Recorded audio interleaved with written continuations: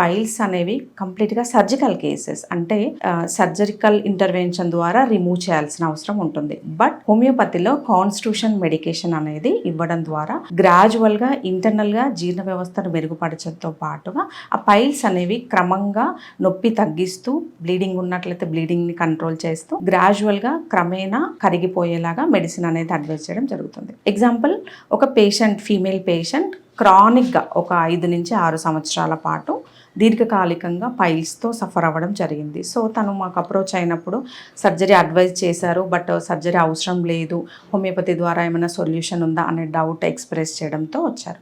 So మేము వాళ్ళకి guide చేయడం జరిగింది. అంటే అసలు పైల్స్ రావడానికి కారణం ఎక్స్ప్లెయిన్ చేస్తూ మన చేతిలో ఎంతవరకు ఉందా అనేది ఎక్స్ప్లెయిన్ చేయడం వల్ల పేషెంట్ 8 మంత్స్ డ్యూరేషన్కి వెళ్ళిన తర్వాత గ్రాడ్యువల్గా 2 నుంచి 3 నెలల్లో కంప్లీట్గా బ్లీడింగ్ ఆగిపోవడం జరిగింది. So after 8 months 80% of the size కూడా డిక్రీజ్ అయింది. పైల్స్ అనేవి సర్జరీ అవసరం లేకుండా హోమియోపతి ద్వారా తగ్గించుకునే అవకాశం ఉంటుంది.